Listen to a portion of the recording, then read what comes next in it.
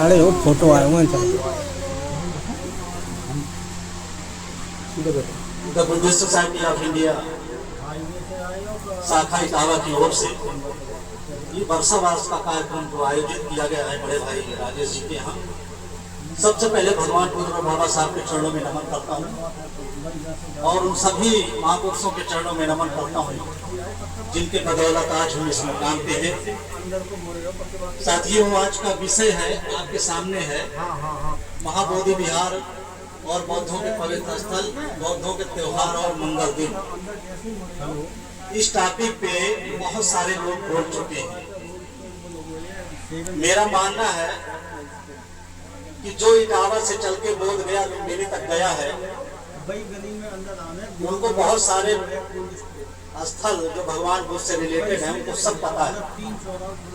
अभी हमारे बड़े भाई डॉक्टर साहब और इनके पहले हमारे चले गए का संजीव भाई बता रहे थे कि एक राम बुद्ध विहार है। साथियों, बहुत सारी जगह तो हम और राजेश भाई साथ साथ गए हैं और इटावा से लेके बोध गया नेपाल तक, काठमांडू तक हम लोग घूमने गए हैं। तो सारे बुद्ध विहार, सारे पर्व स्थल हमें आज भी याद हैं। क्योंकि अगर इस पे मैं चर्चा करूं तो वास्तव में कम से कम 1-1.5 घंटे हो जाएंगे। जहां जहां हम लोगों ने देखा है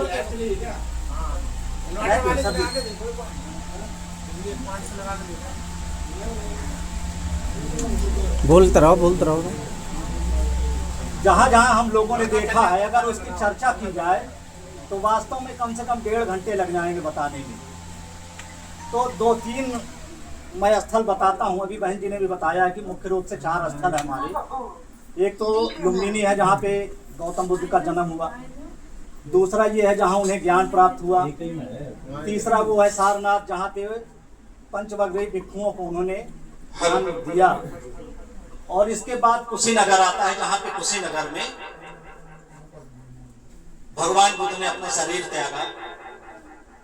तो ये तो 4 है ही है, लेकिन इनके अलावा भी कम से कम 50 ऐसे बौद्ध स्थल हैं।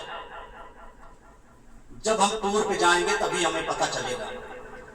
साथियों, ये अभी फोटो दिखा रहे थे हमारे बड़े भाई संजीव जी। इसके आगे एक उड़ाझार जगह है। उस बुद्ध विहार का नाम था उड़ाझार और वो लगभग 10 मंजिल ऊंचा है। जब भगवान बुद्ध उधर गए तो चूंकि भगवान बुद्ध के धम्म में, अभी आपने कोई बात कही थी कि हमारे लोग जो है ठीक से बौद्ध धर्म अपनाते नहीं हैं और कुछ हिंदू अम्बेडकरवादी हैं, कुछ बौद्ध अम्बेडकरवादी हैं। तो मुझे वो घटना याद आई गई अशोक वाली। एक बार सम्राट अशोक ने संगीति में सबकी परीक्षा लिया। जो भंते थे उनकी सबकी परीक्षाएं कुछ लिया तो उसमें ज्यादातर लोग निकाले गए और जो भंते निकाले गए उनको सफेद वस्त्र दे दिया गया। और जब सफेद वस्त्र दे दिया गया तो वास्तव में उनकी जनसंख्या ज्यादा हुई और वही लोग चीन, Japan, Thailand, Cambodia, Sri Lanka, Burma आदि में महायानी के रूप में वो लोग छा गए। एक अच्छाई ये भी है कि उन लोगों ने बर्मा में भगवान बुद्ध का इतिहास संजो के रखा और जब वहां से इधर इंडिया में फिर आया बाबा साहब अम्बेडकर के अथक प्रयासों से, तब आज भारत में फिर से फल फूल रहा है। तो साथियों, मैं उड़ाझार की बात बता रहा था। जब उड़ाझार में भगवान बुद्ध गए तो वहां के लोगों ने कहा कि भगवान बुद्ध आए हैं, आज इनसे चमत्कार देखेंगे। तो भगवान बुद्ध चूंकि चमत्कार में विश्वास नहीं रखते थे, उनके जो शिष्य थे और भी जो शिष्य थे वो लोग अपना तंत्रयानी थे तो वो जादू दिखा देते थे। तो लोगों को और बहुत अच्छा लगता था कि यार बहुत धर्म बहुत अच्छा है। जब भगवान बुद्ध उधर गए तो उनसे भी लोगों ने कहा कि आप जो है जादू दिखाइए, हाथ की सफाई दिखाइए। कह रहे देखो इन चीजों पे मैं विश्वास नहीं करता हूँ और ये सब मुझसे ना देखो। तो वहां के लोगों ने कहा इनको कुछ आता ही नहीं है, इनके चेले तो इनसे भी जोरदार हैं।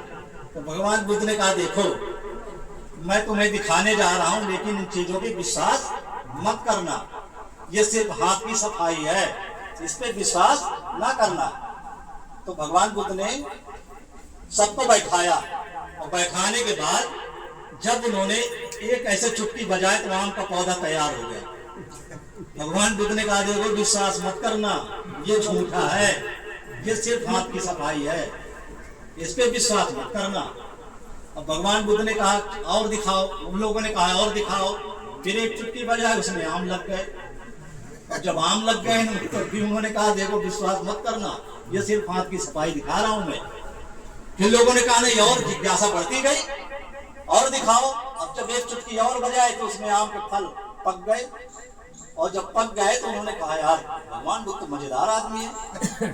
दिखाते दिखाते भगवान बुद्ध ने कहा अच्छा देखो, एक जोर का तूफान आया, तूफान आने के बाद मतलब कुछ नहीं दिखाई दिया, वहां पे का तूफान धूल धक्कड़ हो गई।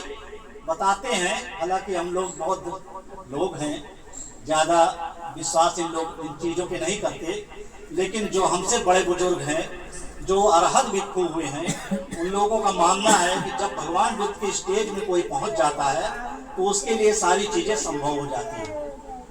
अभी जब उधर तूफान आया, जोरदार तूफान आया, कुछ दिखाई न देने लगा, तो भगवान बुद्ध आकाशीय मार्ग से वहां से उड़े और सीधे संकिसा में आए, जहां पे उनकी मौसी महाप्रजापति गौतमी विपස්සना कर रही थी इधर।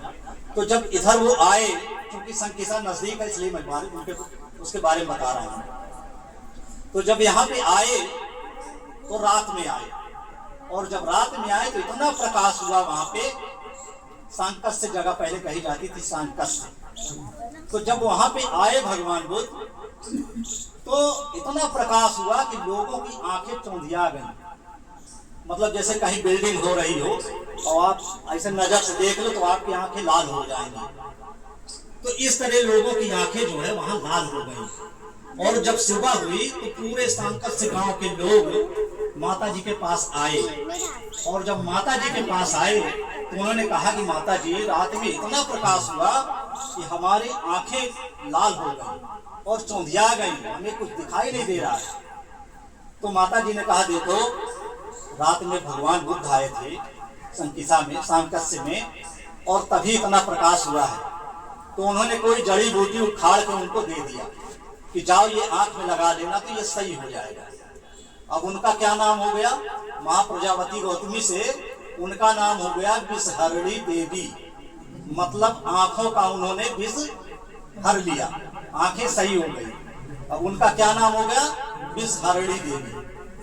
अब विषहरणी देवी लोग कहते कहते कई जमाना गुजर गया, और जब कई जमाना गुजर गया तो ब्राह्मणों ने वहां विषहरी देवी स्थापित कर दिया। उसी मूर्ति को उन्होंने विषहरी देवी कर दिया।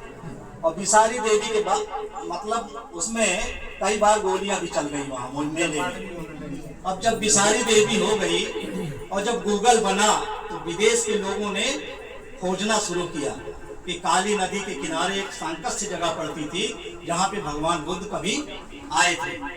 अब जब गूगल में नापते जोड़ते उन्होंने देखा तो काली नदी के किनारे वो सांकस्य जगह मिल गई।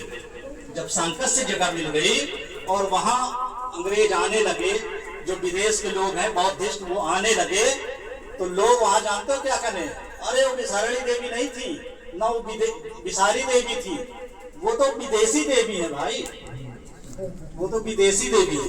विदेश के लोग आ रहे देखने तो विदेशी देवी है वो। अब लेकिन ब्राह्मणों ने तब भी नहीं छोड़ा उसको, कोई बात नहीं, विदेशी देवी हो गई। और जब आवागमन होने लगा, लोगों को जानकारी हो गई कि भगवान बुद्ध इधर आए थे, तब वो संकिसा जगह हो गई। और लोग आज भी जानते हैं कि यहाँ भगवान बुद्ध का स्थान है, लेकिन तब भी ब्राह्मण उसमें जान दिए पड़े। तो साथियों, संकिसा की ऐसी कहानी मिलती है, बहुत सारी कहानियां हैं। आपने एटा में कासगंज और मैनपुरी के बीच में एक जगह पड़ती है, आपने शायद सुना हो, अचलगंज। एटा में है वो, मरहरा के पास अचलगंज। बताते हैं कि भगवान बुद्ध जब मथुरा से चल के इधर आ रहे थे तो इसी तरह का वर्षावास कार्यक्रम चल रहा था, रास्ता पूरे बंद हो गए थे। भगवान बुद्ध अपने भिक्षु संघ के साथ जब वहां से गुजरे तो वहां का एक सेठ था। उसने कहा, भगवान बुद्ध मैंने आपका देखा है मथुरा में, आप वर्षावास मेरे यहाँ करो। कि भाई तेरा कहाँ है? तो उन्होंने कहा अचलगंज पड़ता है महारारा के पास, वहीं पे आप वर्षावास करो। और जब देखा कि भगवान बुद्ध के पास पूरी पलटन है, पूरे 10,000 भिक्षु है, तो वो छोड़ के भाग खड़ा हुआ। और जब छोड़ के भाग खड़ा हुआ तो साथियों, भगवान बुद्ध का सबसे आप पढ़ोगे तो सबसे कठिन वर्षावास यही अचलगंज वाला था। चना खा के किसी तरह से उन्होंने ये वर्षावास पूरा किया था। बहुत सारी चीजें बताने के लिए है। अभी बहन जी ने बताया है कि हमारे मंगल दिन कौन से हैं, त्योहार कौन से दिन हैं। अगर मैं वास्तव में बौद्ध स्थलों के बारे में बताना चाहूँ तो 4 धाम तो आप ही सुन ही लिए हैं। और 4 धाम इधर जब जाएंगे आप, एक तो महू छावनी हो गई जहाँ पे भगवान बाबा साहब पैदा हुए, दूसरा उनका वो नागपुर हो गया, तीसरा हो गया उनका चैत्य भूमि हो गया। चैत्य भूमि तो लास्ट में आता है, संकल्प भूमि हो गया। हम लोग देख के आए उधर बड़ोदरा में। जब उस जगह आप वास्तव में जाएंगे, अगर हमारे साथी कोई गए हों, अगर वास्तव में उस जगह जाएंगे जहाँ पे संकल्प लिया था बाबा साहब अम्बेडकर ने, तो आपके आंसू रुकेंगे नहीं। हमारे डॉक्टर यहाँ सीएमओ थे उदयवीर सिंह जी, वहां पे गए थे। तो जब हम लोग वहां पहुंचे तो वो इतनी वैसी जगह थी, जब हम लोग पहुंचे तो अपने आप आंसू झरझर निकल रहे थे। और जब उन्होंने मतलब जब उनसे मुलाकात हुई और हम उनसे जय भीम नमो बुद्धाय किए तो आंखों में आंसू चल रहा था। तो मेरे कंधे पे उन्होंने हाथ रखा कि आजाद क्या हुआ? मैंने कहा कुछ नहीं हुआ साहब, ऐसी जगह है, इतनी करुणा उमड़ती है, आप जाएंगे वहां देखेंगे। मेरे कुल मतलब कहने का कुल मतलब ये है कि आप सब नौकरी पेशा वाले लोग हैं, सब अच्छे लोग हैं, साल में एक जो है टूर जरूर करें। जब आप वहां जाएंगे, महापुरुषों के स्थान पे जाएंगे, तो वास्तव में आपको बहुत अच्छा लगेगा, वास्तव में आपको ज्ञान होगा। अभी हम लोग बंबई में थे, हम शिरोमणि सर और मुकेश सर वहां थे, निगम सर पहले हो आए थे। तो वहां पे बाबा साहब के नाती जो अम्बेडकर साहब थे, उन्होंने एक जगह देख के आए थे, कांदीवली एक पहाड़ है। और कांदीवली में जैसे अजंता एलोरा में हम लोग गए थे तो वहां देख के आए थे गुफाएं, तो वहां भी बंबई में भी वही गुफाएं। और आपका जो बोरीवली स्टेशन है उससे कान्हेरी गुफाएं वहीं पे हैं। तो जब आप बंबई जाएं, बहनें हमारी जाएंगी आने वाले समय में, तो कान्हेरी गुफाएं और वो आपका जो है कांदीवली की गुफाएं जरूर देखने जाएं। नाला सुपारा भी है वहीं पे, नाला सुपारा देख सकते हैं आप। तो नाला सुपारा से ही जो हमें मिलता है, जब अशोक के लड़का और लड़की महेंद्र और संघमित्रा जो श्रीलंका पेड़ ले गए थे, वो नाला सुपारा से ले गए थे। जब कभी आपको मौका मिले तो बंबई में नाला सुपारा वहां देखने जरूर जाएं, क्योंकि बहुत सारे लोग हैं बोलने के लिए, हम दिन भर बकबकाते रहते हैं, कहीं ना कहीं देर हो जाएगी। कहते हैं कि बहुत पाने की चाहत में बहुत कुछ छूट जाता है, नदी का साथ देता हूँ समंदर दूर जाता है, और शुक्र है साथियों तुमको शहर वालों ने लूटा है।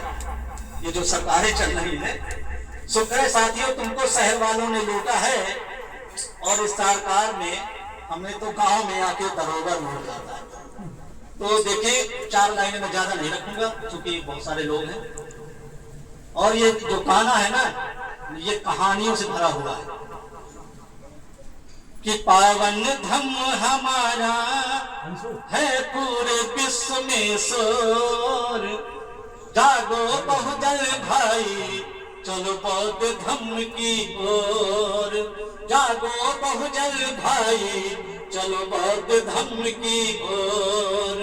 पावन धम्म हमारा है पूरे विश्व में शोर, जागो बहुजन भाई चलो बौद्ध धम्म की ओर। अब देखिए बौद्ध धम्म करता क्या है।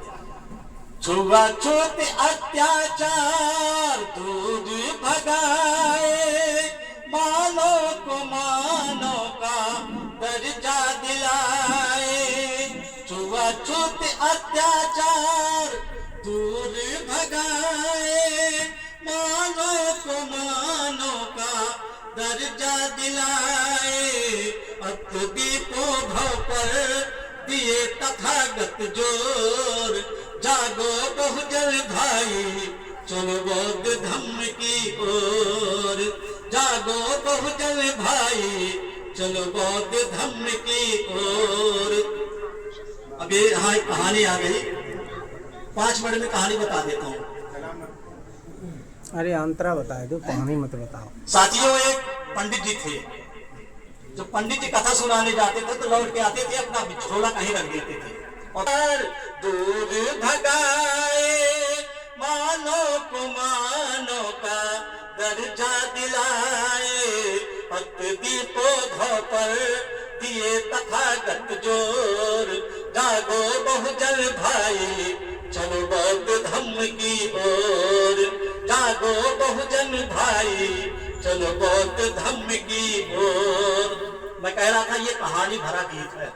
डाकू अंगुलीमाल को भिक्षु बनाए, नारी गौतमी का मोह छुड़ाए, हंस बचा के गौतम देवदत्त दिए झकझोर, जागो बहुजन भाई चलो बौद्ध धम्म की ओर, जागो बहुजन भाई चलो बौद्ध धम्म की ओर।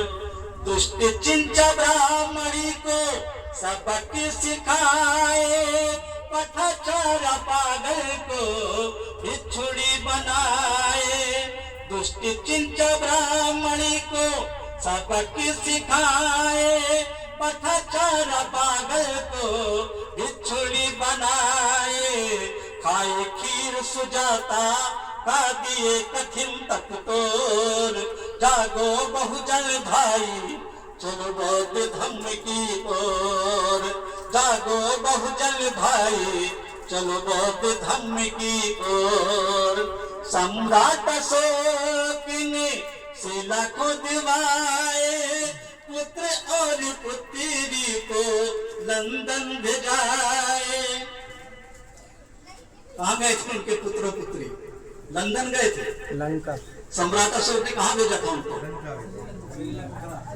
इसीलिए मैं कहता हूँ मेरा गीत जब सुना करो तो ध्यान से सुना करो, नहीं तो बीच बीच में मैं पूछ देता हूँ कि सम्राट अशोक ने शिला को दिवाए, पुत्र और पुत्री को लंका भेजाए, बौद्ध धम्म अपनाए, बाबा हिंदू धर्म को छोड़, जागो बहुजन भाई चलो बौद्ध धम्म की ओर, जागो बहुजन भाई चलो बौद्ध धम्म की ओर। पावन धम्म हमारा है पूरे विश्व में शोर, जागो बहुजन भाई चलो बौद्ध धम्म की ओर, जागो बहुजन भाई। बहुत बहुत साधुवाद, बहुत बहुत धन्यवाद। नमो बुद्धाय। जय भीम, जय भारत, जय संविधान।